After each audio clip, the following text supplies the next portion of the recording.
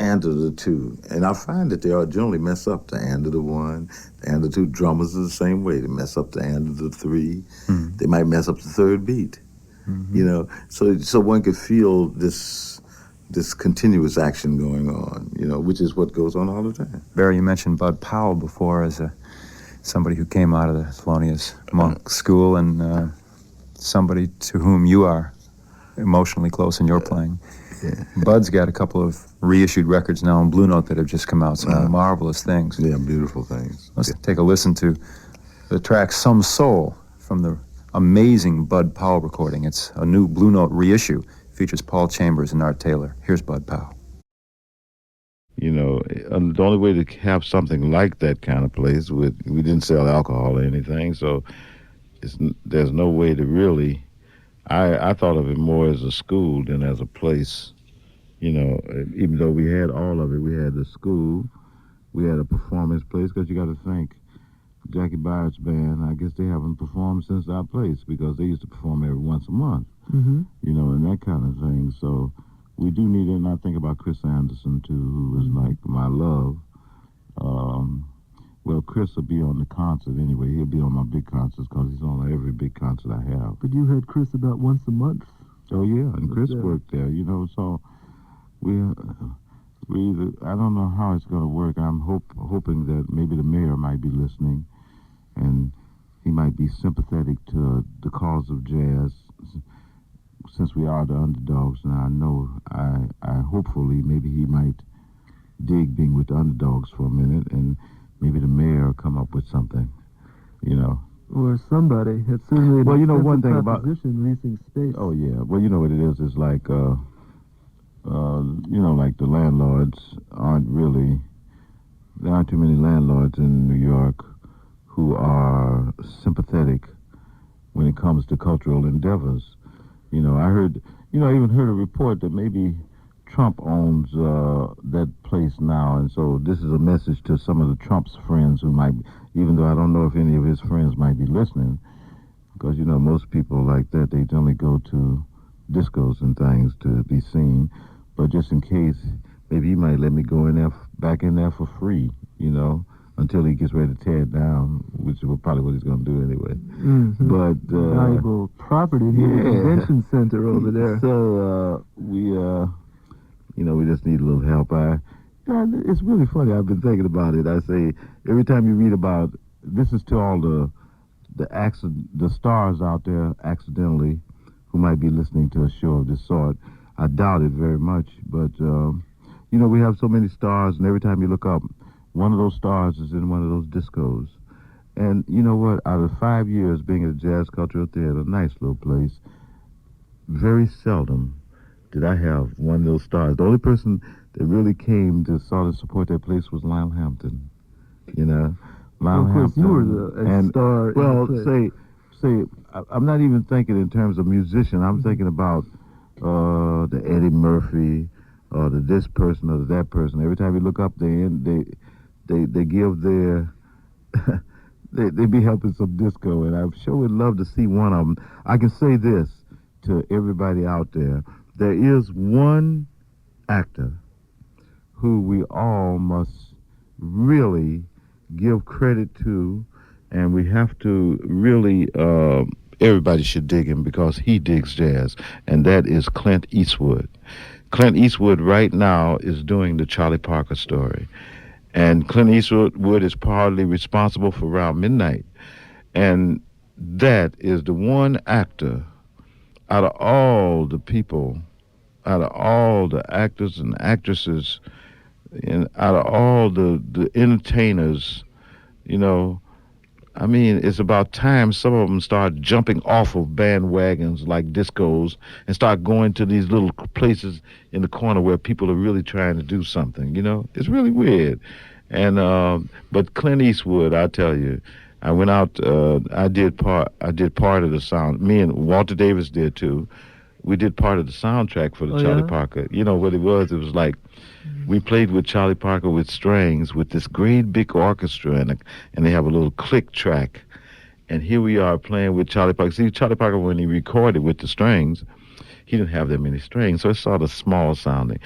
Oh man, we went along with the record, so I can truthfully say now. Most people always say that I played with Charlie Parker. I played with Charlie Parker because we played the ones I was on. I was on Laura, and I was on April in Paris.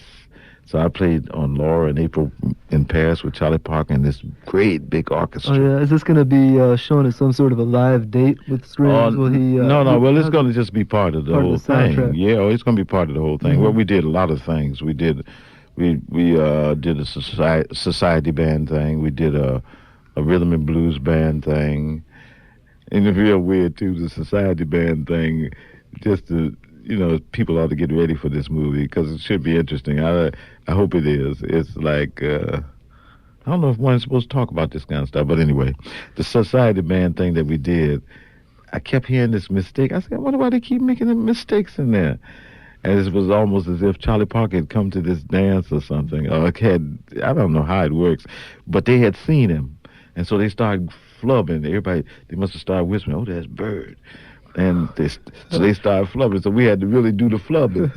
Oh, it was That's perfect. oh, That's man. beautiful. So it was Lenny Newhouse was conducting. Hmm. And it really was a guest. I saw Conti Condoli. I hadn't seen him since Detroit in the 50s.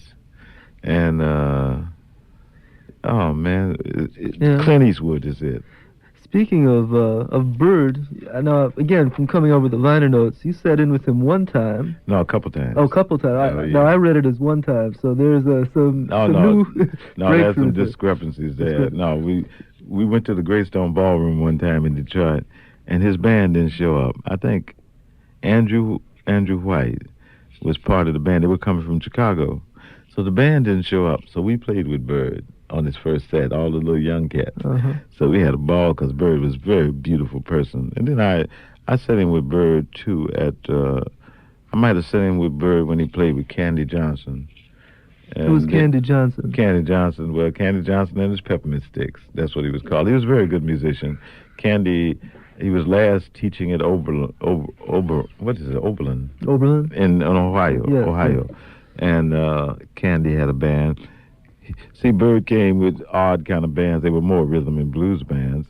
But he came with Candy Johnson and his peppermint sticks. And then he came one time at another bar, I think it was the Crystal, and he came with a band, local band played, and this was Emperor Nero. Emperor Nero was, it's weird too, Emperor Nero was an alto player. It's real odd too, because you know what? All those cats played so good with Bird. It's just unbelievable, because Bird was sort of charismatic, Uh-huh. and I mean, he must have given off quite a lot of good vibes when it came to the music, because all of these cats played over their heads. I mean, all of them played good with Bird. Did they play Bird's tunes or did they play Yeah, their own tunes? well, no, it was Bird playing Bird tunes. But I mean, it's just it shocked you, man. Everybody played good with Bird, and it's really true too. All the trumpet players played good with Bird. Too bad we don't have too many cats who give off this kind of thing now. I mean, that you make people play good with you. Mm-hmm. It must be really some magnetism of some kind. You played with Lester Young also. Oh yeah, well I Detroit worked with at that Lester time. Young for a week, in Detroit. That was at the Rouge Lounge. I worked with Lester Young. I worked with Flip Phillips too. Flip Phillips is weird too, because Flip Phillips was like, I say on the Jazz the Philharmonic, one would think of Flip Phillips as being maybe the honking tenor player. He was the one that would honk or do something like that. But I worked with Flip Phillips for a week. He could play so good, man. And so, it's like all the cats, those cats really they had a really golden period of music. It was really like the golden era of music. To have so many good musicians, Coleman Hawkins. I was able to play with Coleman for a while. And Extensively in the 1960s, oh, yeah. yes. I played with him quite a lot. Well, really only Coleman Hawkins. And it's just surprising to find so many talented people come up at the same period. But I can imagine this is the way history is. There are renaissance. What were your impressions of Coleman Hawkins? I know, I mean, that's a very complex question, but that's I'm just complex. for radio and to well, crystallize it. I'll tell you, I was really impressed with Coleman Hawkins. Well, Coleman Hawkins sort of helped put me on the right track as far as understanding how broad the music is. How so? And I can't. It's hard to explain. You know, you spend you spend a lot of time looking up at other musicians, you know, and say, oh boy, oh boy. And then when I got with Copenhagen, Hawkins, I can remember one night he played All the Things You Are. And, you know, like All the Things You Are, to me, is like Charlie Parker. You know, you think of Charlie Parker, Bird of Paradise, and how pretty he played on that. And I heard Copenhagen Hawkins play. I said, oh my goodness. It was then sort of like that I realized that there was a lot more to be played musically. You know, there's a lot more to be done. How was your week with Lester Young? Oh, that was a gas. Lester would take he'd count off the tempos with his shoulder. You'd have to, you know, you'd have to see it. His shoulder say, swoop, like that. Oh man, you'd have to see it. He was something. That was enjoyable too, you know. So in my life, I've had some very good experiences, and I am thankful that I did have them. And sometimes I think, oh boy, it makes one sort of not be able to cope a lot with what goes on, you know, from having had some of those experiences. I'm waiting for some young cat to come up and play, and give me this chill that Charlie Parker gave me. You know, I'm waiting for some cat to, and most of these cats now are sounding so much alike, and I think of Coleman Hawkins sound different, Ben Webster sound different, Prayers sound different, Bird sound different, you know, Sonny Stitt sound different. All these cats had different kind of sounds, and we're tending now to some kind of, I think one thing, the electronics messes it up because that makes sound indistinguishable to say who's playing, and then the horn players are playing with this straight tone when really I think that each horn player should be practicing his vibrato, because I think there must be some reason for practicing the vibrato, because I think that must be connected with soul. And the vibrato is probably what makes the distinction between the Bird, the Ben Webster, the Coleman Hawkins. All these people had all these different sounds, and it has something to do with their vibratos, where people now play real straight tones, and they play eighth notes mostly, which is really a drag, because half of them, if you took them and said, play me a 16-note triplet, most young people couldn't even possibly imagine what a 16-note triplet is, because they don't even think in terms of rhythmic. I mean, you got to play 16-note triplets. I used to tell Freddie Hubbard this all the time, because I say, Freddie, now you got to play some triplets. I used to call him Trip, and that was to make him play some triplets, you know. It can't be just eighth notes. It's got to be triplets. It's got to be dealing with space. It's got to be quiet. It can't be, you know, like the young cats. They play and play and play and play. Then they take this gulping breath and they come right back in and play and play and play and play. They don't know anything about space. And I mean, this whole universe is ruled by the space in between. The quiet is what rules things, you know. And they have to learn that kind of thing. And that's why I think I had Jazz Culture Theater. I say, well, let me just try to get my idea of what I think it's supposed to be like across, you know. And well, one thing that it did was give people a chance to play and learn to do those things. That's right, and they had classes. Which you had more of in the 50s. And plus it developed today. some audience. You know, like a lot of singers came. A lot of those singers, they weren't necessarily jazz-orientated people.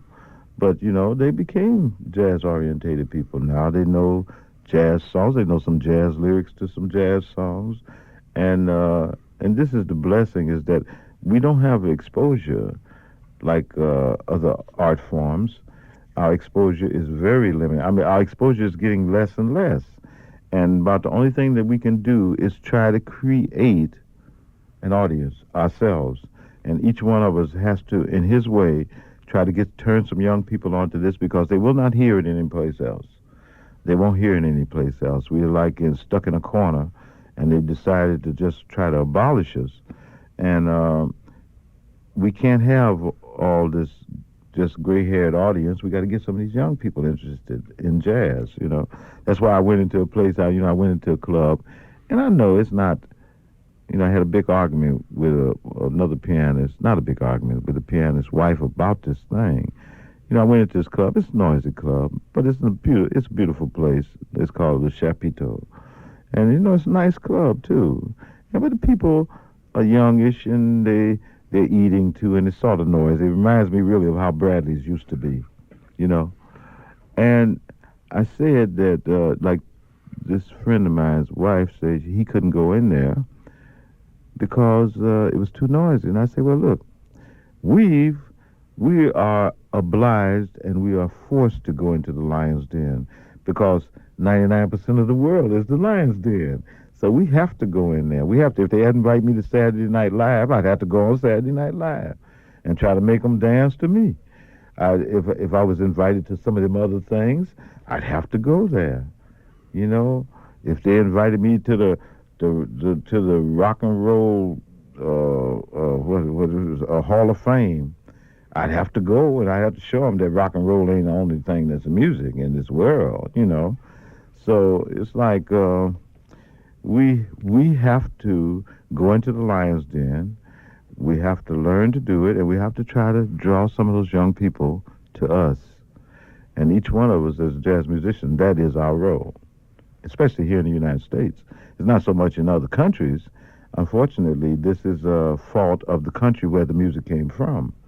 And I mean, why the country has been so against the music, I don't know. I have to ask the president.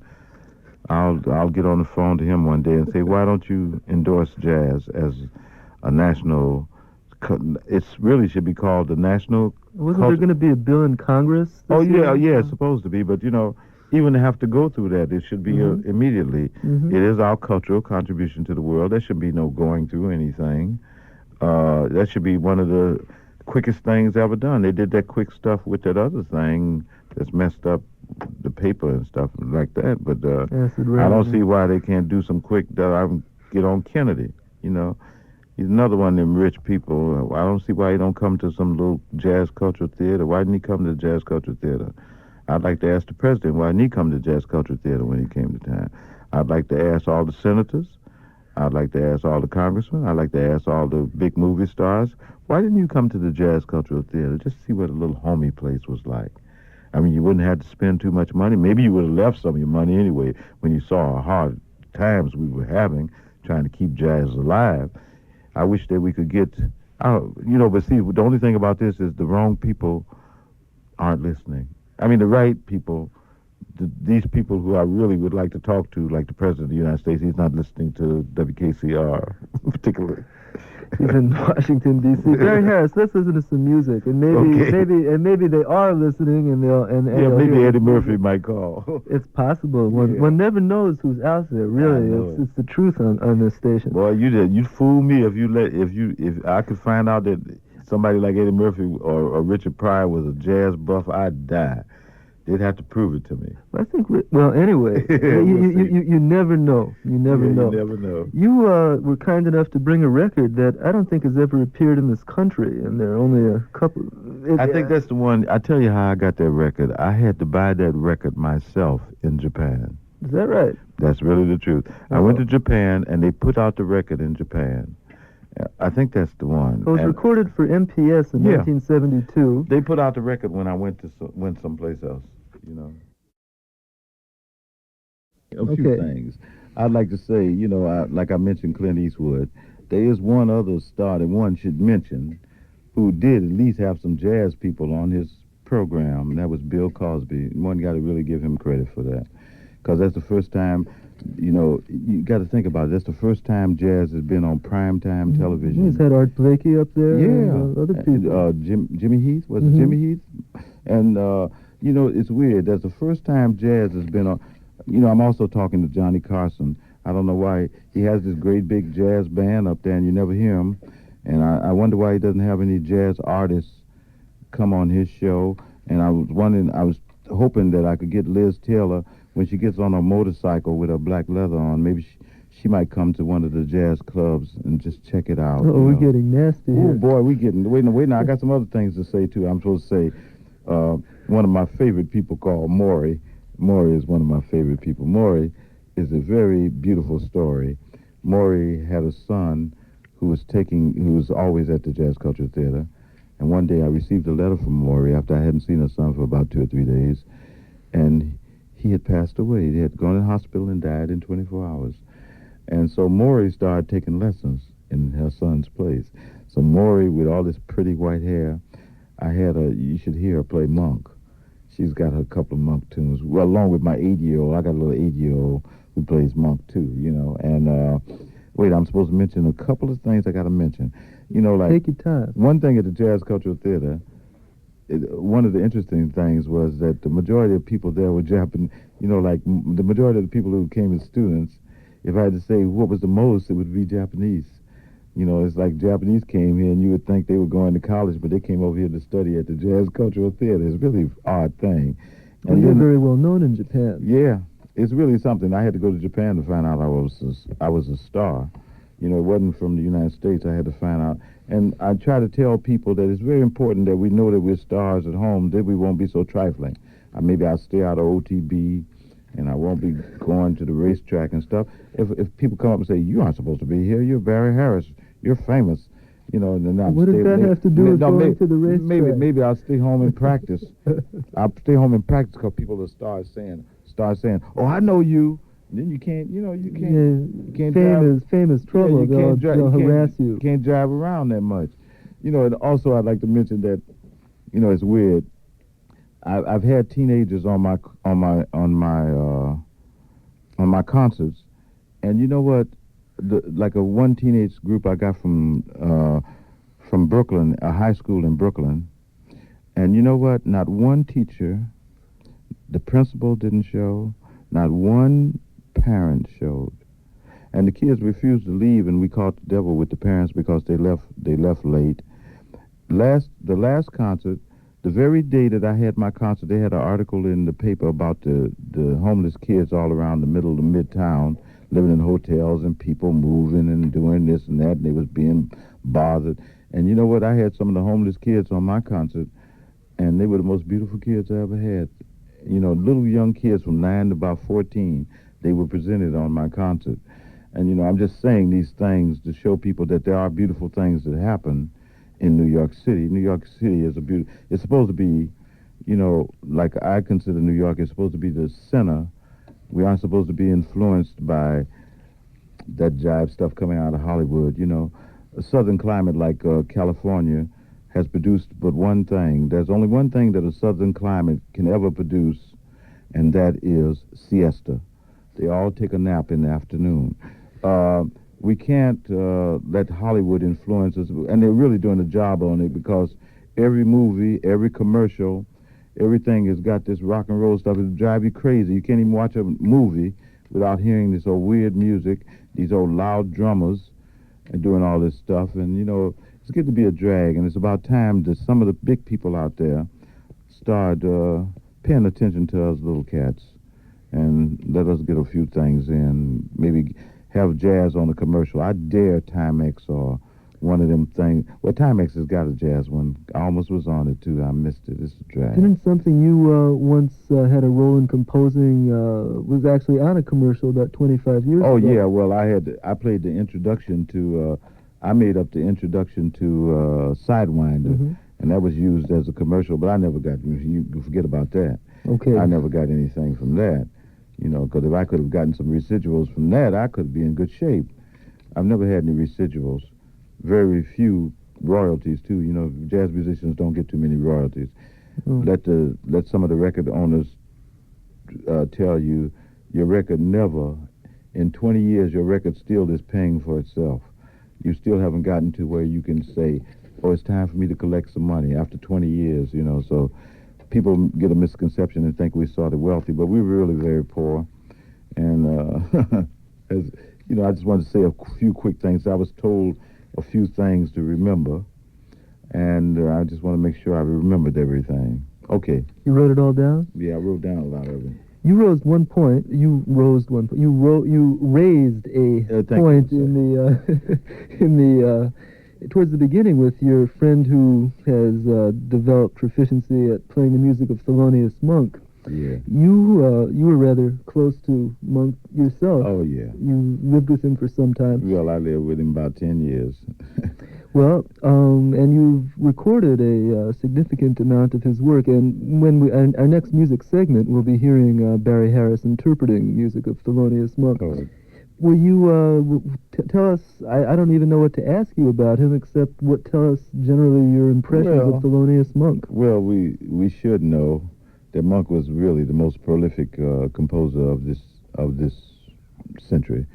Uh, only thing is, the only thing one can say is that they didn't put words to Monk's tunes. But boy, if they had words, there's only one man who could have composed all the beautiful tunes that he composed. You know, I mean, all his tunes, his ballads, they're all just beautiful things. Reflections. I could just name Panonica.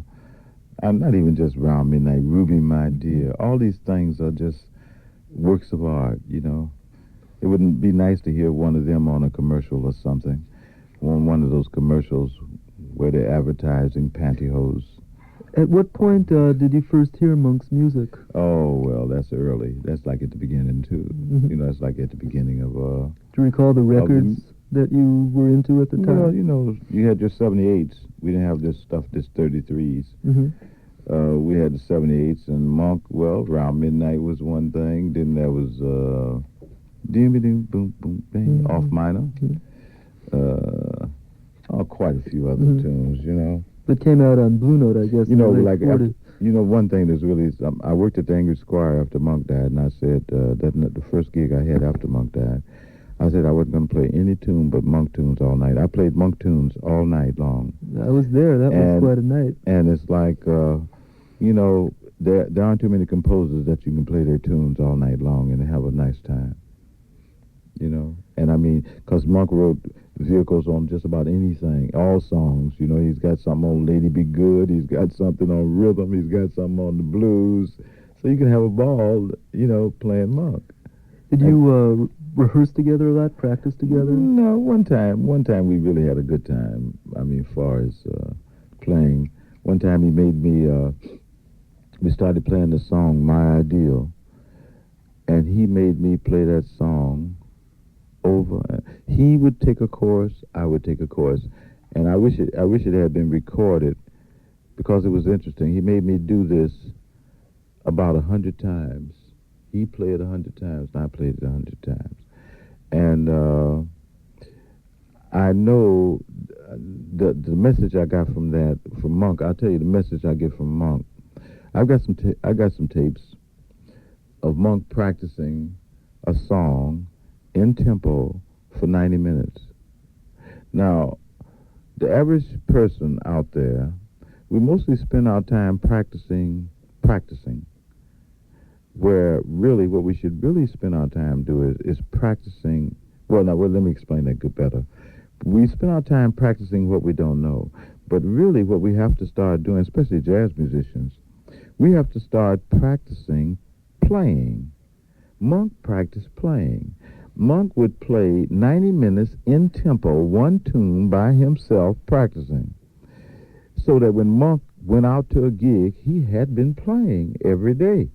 He had practiced. The average jazz musician doesn't get to have but 1, 2, 3 gigs a month. So you must practice playing. So average one of the cats, what we really have to learn is how to practice playing. I tried it for 10 minutes. The closest I've ever come to doing like Monk was when he made me play My Ideal, and we must have played it 100 times a piece. I play a chorus, he play a chorus. I play a chorus, he play a chorus, in tempo. And that's what he taught me. You know, you got to practice playing. Where to you? This may be a wrong question, so tell me if it is. But where to you does Monk stand in the line of jazz piano? Oh well, you know, he's a great pianist. You know, I mean, you hear a lot of funny stuff. You hear dumb people who think Flash Gordons. You know, the Flash Gordons are the cats who run up and down the piano. They sort of say, "Ooh, he's got so much technique. He's got this. Look here. The only person that's got real technique is a person who knows how to deal with space. Monk was the master at spades. I've seen Monk reach his hand up and hit a note at the top of the piano so fast, Monk never missed a note. I've got some runs that I practice now that Monk showed me. I can't play them. He could play them. So I don't want to hear that nonsense about Monk. Monk was one of the great jazz pianists as far as technique and everything else, you know. We're going to hear some interpretations of Monk by Barry Harris in trio and in other configurations coming up. We'll start with some material from a Columbia compilation LP, which was called I Remember Bebop, which had people like Mr. Flanagan, Barry Harris's, who Hank came Jones. up. Hank Jones wasn't on He this isn't on side. that? No, he's not. It's Al Haig and playing Al the music Haig, of Dizzy yeah. Gillespie, Duke Jordan playing Ted And Dammer the and pianist music, that played at John Lewis, no. Sadiq Hakim, and the one that plays at Bradley sometime. He's on there. isn't he? Jimmy Rolls, Yeah, Walter Jimmy Bishop, Rolls. and Tommy Flinty. Everybody plays somebody's music. You play the music of Thelonious Monk Yeah. on this 1977 LP. Yeah. On bass with you is Bill Lee, Yeah. and on drums Leroy Williams. And we're going to start off with a version of Epistrophe. The phone line. Now I need to Interesting talk thing. about- A fellow from Jamaica called, you know, and it really is true, you know, like he's got 2 young daughters, and naturally all they listen to is what all the rest of the kids listen to, and it's weird that in this country, why aren't they exposing people to all the kinds of music? I can't quite understand it. I don't know what the reasoning is. I think it's some bad reason why this is happening, why they aren't allowing jazz musicians to be on programs, and you know, it's something really quite odd about this whole situation here. To go to other countries and find out that, you know, you have to go to another country to find out you're a star is really unbelievable. And you're playing some music that's culturally accepted all over the world as America's contribution to the world. And yet here in America, all the young people, they don't know anything about it. So I think there's some kind of subterfuge here. I don't know who I should talk to. I think I'll speak to the president on that when I get a chance to talk to Reagan. We'll talk about that situation and he'll have to explain to me what is happening. There was one other thing, too. I'm going to be at the New School in March. I think it's March 11th. Is that a concert? Yes, a concert at the New School, because a few people have asked me where I'm going to be. And I'm planning a concert at Symphony Space on May 27th, and I really, what I would like to do is sell out all the tickets real quick so that I can take out a big ad in all the papers and say, sold out.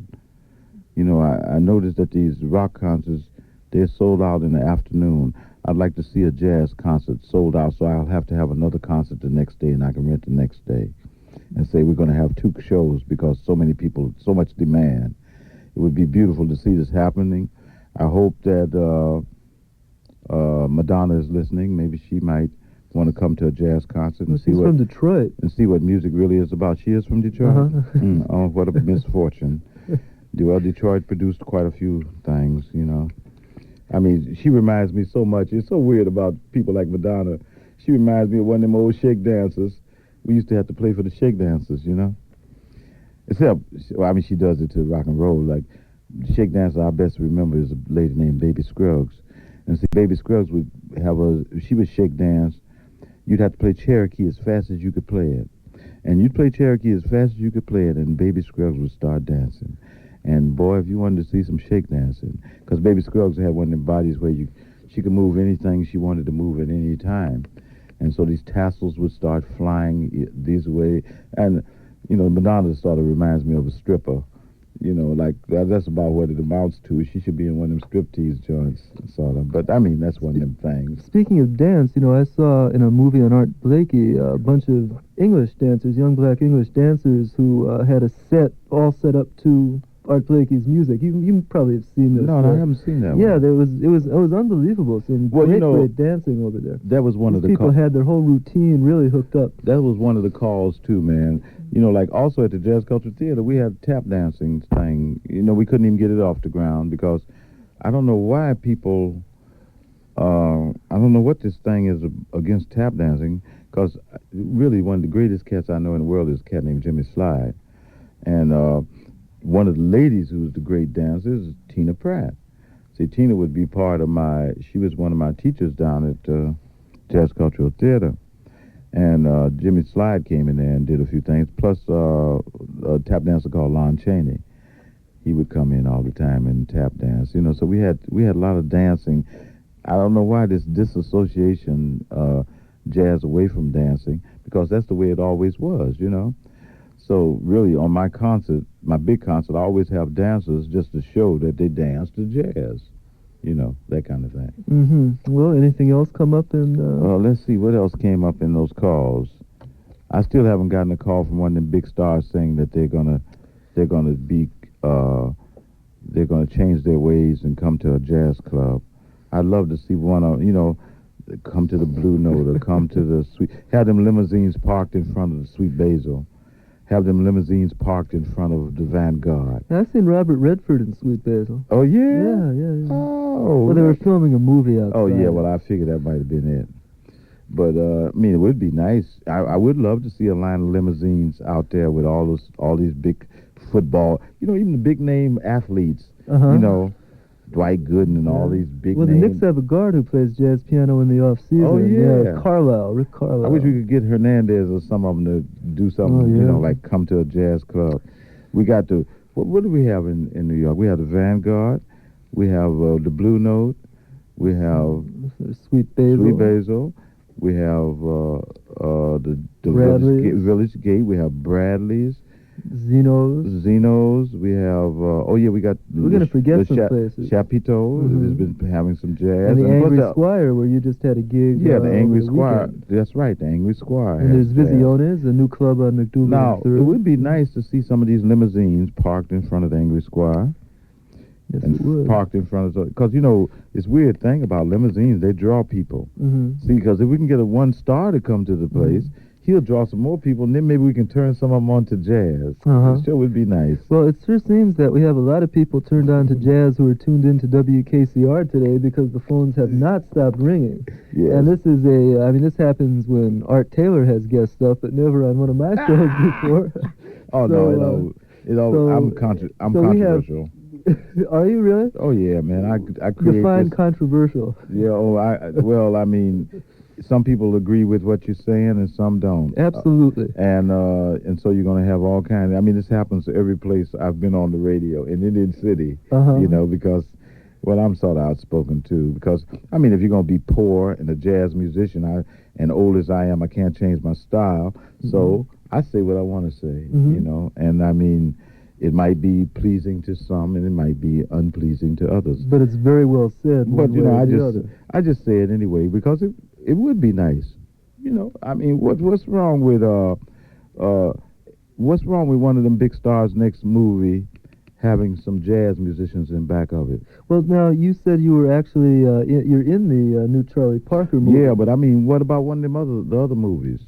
Why can't one of us be on the soundtrack of one of those other movies? One of them great love stories, and I'd love to be able to do something like that, not even just me, have Hank Jones, Tommy Flanagan, all these names, boy, we could have a ball. Have a movie about the piano players. Film a night at Bradley's or something like that. No, they ain't gonna film no night at Bradley's, man. Bradley's too hip a joint. When you're a hip joint like that has all that good jazz in there, I just would like to see some of the young yuppies change their style and say, I'm not going to a disco, I'm going to go to a jazz joint and find out what it's about. And stay tuned to WKCR as well. Right. That's my words, not Barry Harris. That's very famous. That's good words. Because if we could get more people listening to WKCR, we might be able to change WKCR a little bit. Barry Harris, one more question about your past, staying away from... What induced you to come to New York after staying in Detroit for so many years? Well, you have to come to New York, man. Yeah. It's a funny city, too, because you love to get away from it. New York is a strange place. You fly out of here and you say, thank goodness I'm away from that place. But, boy, when that plane brings you back and you land at one of these airports, you be the happiest soul in the world. Mhm. You know, it's almost like I went to Japan one time. When we landed from Japan after that 16-hour or however long it is, then I said, it was a nice trip to Japan. Because the blessing is to land in New York. Even though I remember Leroy and I one time we hopped in a cab and we started riding into the city, and you start seeing all these bombed out buildings. They look like bombed out buildings. Buildings all vacant and all messed up. And you say, now what am I rushing back to? But you do love to rush back to this city because it's a very special city. It's really, I call it the city where history is being made in this world today, because there's no city that has more problems than New York. All you have to do is walk in the Port of Authority and see the homeless and the ones that are messed up. And there's no city that, really, it would be really such a thing. I hope Koch is listening to this jazz show.